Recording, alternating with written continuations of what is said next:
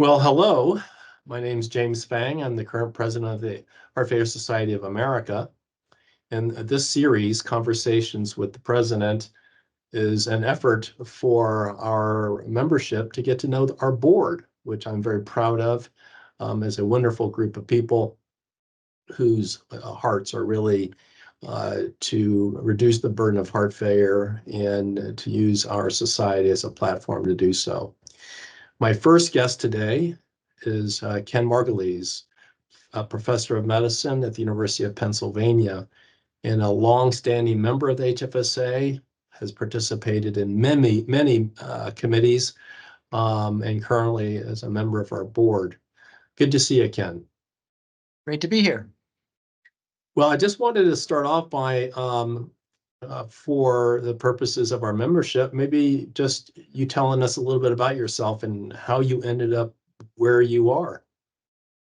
Okay, well, I'm a physician scientist. I've for my whole career, really since my fellowship training, I've had a research operation mostly focused on translational research related to heart failure. Several different topic area emphases over that period of time. And probably best not to get me started on them, or it'll be hard to stop. But I've enjoyed every phase of it. I continue to enjoy it a lot. At the same time, I love seeing patients. I've seen patients for about 20 to 30% of the time since I got my K award back in 1997. And so I like that mix. It's suited me well, both during those career development award years and since. And I see patients every week in one clinic or another. In my case, it's time between the heart failure clinic I've had for 30 plus years and inherited cardiomyopathy clinic that I just came from. And then I also attend on inpatient service about 6 to 8 weeks a year, and that's my clinical realm. In the lab, again, it's a lot of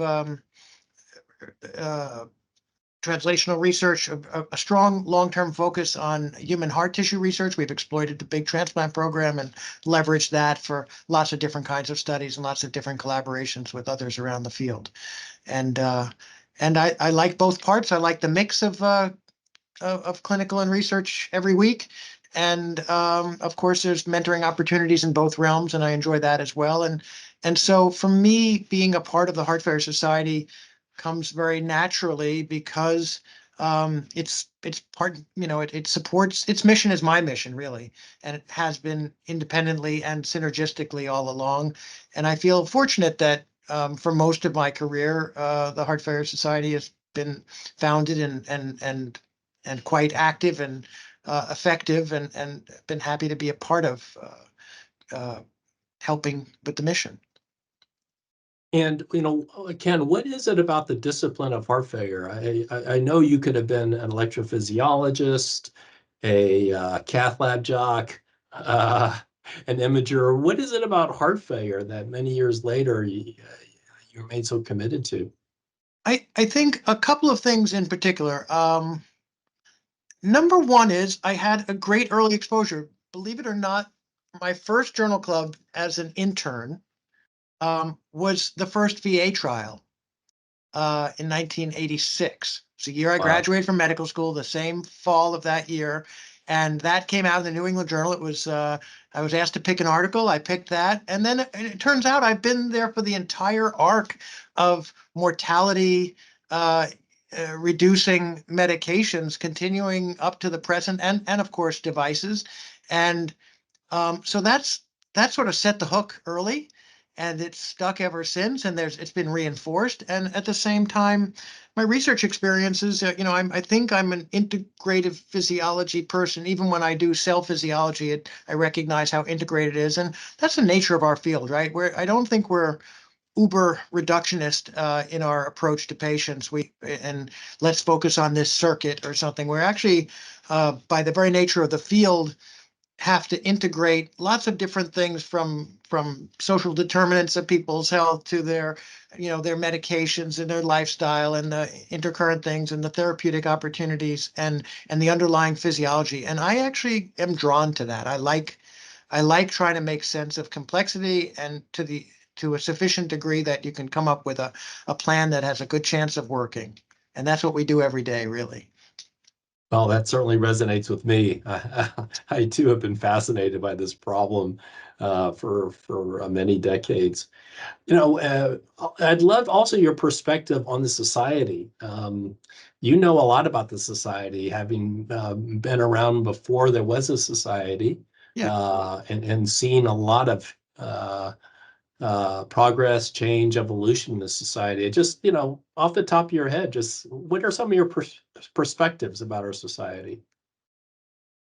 I think it's grown in its own complexity and its own ambitions, and it's at a uniquely potent time right now, and can be even more so. By that I mean, when I was around for the founding, I knew Jay Cohn before he founded the Heart Failure Society, because I trained at Mayo and he was at University of Minnesota, and we actually used to have these quarterly meetings where we'd get together at a little town called Cannon Falls in between, and people from each group would present.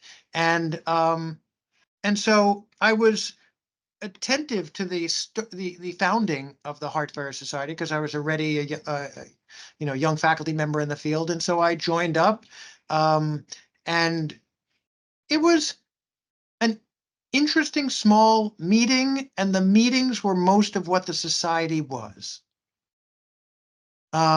It was held at the same place in Boca Raton on a resort, and it was comfortable and nice. I liked it for its smallness then. I still like it for its smallness compared to AHA meetings or ACC meetings or ESC meetings.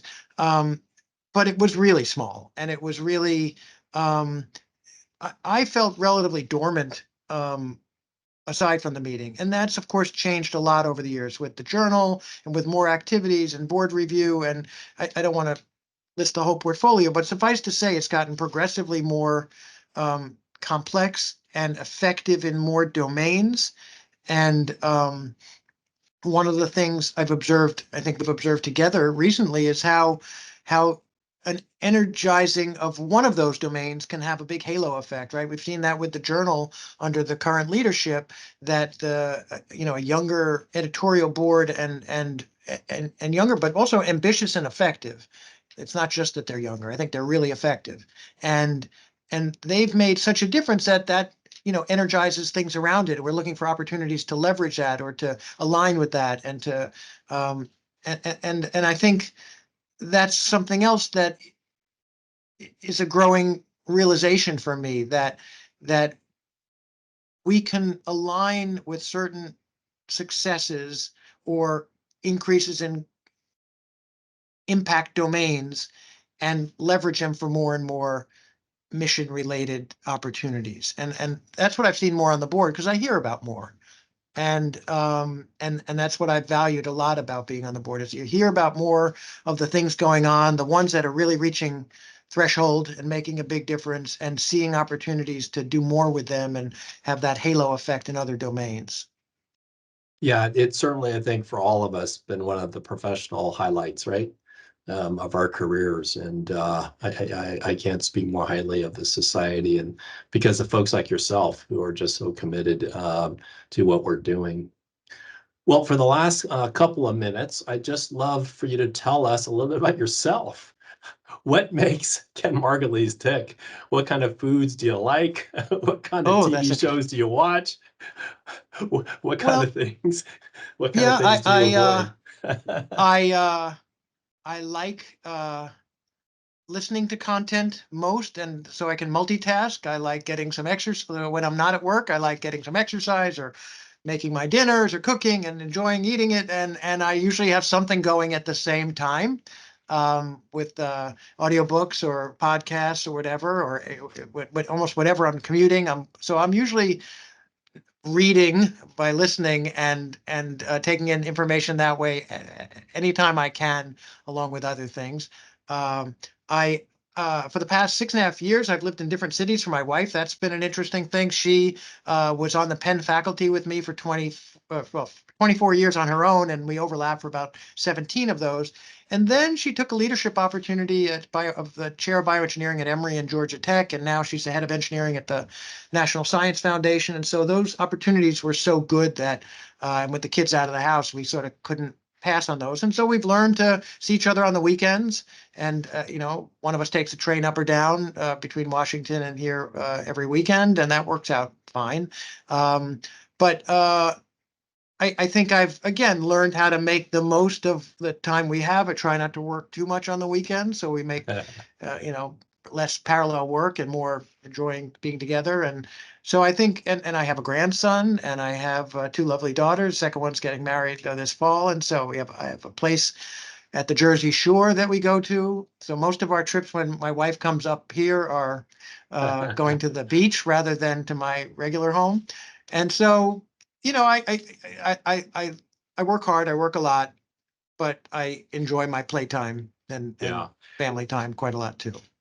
Well, congratulations on the grandchild and the upcoming marriage of one of your daughters. That's really fantastic. Well, to close, I'm going to ask you just one question. Do you have a favorite movie?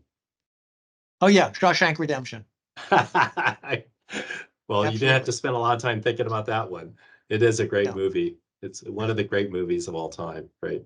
Yep. Well, Ken, thank you so much for spending a few minutes with me. I'm really looking forward to speaking to our colleagues more. And I'd love the feedback too. Let us know how you think these things go. We are going to post them on our website over the ensuing weeks. So once again, thank you so much and have a great day. Thank you. I don't promise to listen to my own, but I'll listen to the others. Bye-bye. Take care, Jim. Bye-bye.